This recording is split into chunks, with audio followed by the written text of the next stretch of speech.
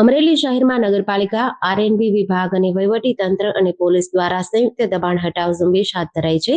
અગાઉ નોટિસ અપાયા બાદ અનેક નાના દબાણકારોએ સ્વેચ્છાએ દબાણ હટાવી લીધા હતા, જ્યારે બાકીના દબાણો તંત્રએ દૂર કર્યા હતા. જોકે આ કાર્યવાહી બાદ શહેરમાં ભેદભાવના આક્ષેપો ઉઠ્યા છે.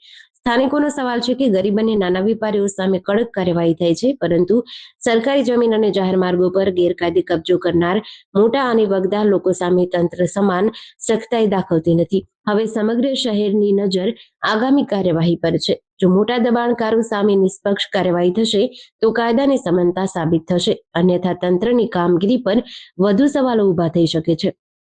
નગરપાલિકા અને રોડ એન્ડ બિલ્ડિંગ દ્વારા જે આપણા મેઇન રસ્તાઓ છે, સેન્ટર પોઈન્ટથી રૂપમ ટકીના ઢાળથી કુકાઓ ચકાતનાકા અને સેન્ટર પોઈન્ટથી લાઠી રોડના બાયપાસ સુધીનો જે રોડ છે, એમાં જે દબાણદારો હતા એ લોકોને અગાઉ નોટિસ આપેલી હતી અને આજે નોટિસના દિવસે એમને દબાણ હટાવવાની કાર્યવાહી કરવામાં આવેલ હતી, જેમાં મોટાભાગના દબાણદારોએ જાતે જ દબાણ હટાવી લીધું હતું અને જે થોડા ઘણા દબાણ બાકી હતા હટાવવાના એને આજે નગરપાલિકા અને આરએનબી દ્વારા હટાવવાની કાર્યવાહી કરવામાં આવી અને લો એન્ડ ઓર્ડરની પરિસ્થિતિ માટે વહીવટીતંત્ર અને પોલીસ સાથે હતી.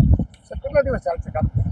હાલ તો અત્યારે આજનો દિવસ છે, ફરી વખત નોટિસનો જ્યારે પણ દિવસ આવશે ત્યારે ફરી વખત કરવામાં આવશે.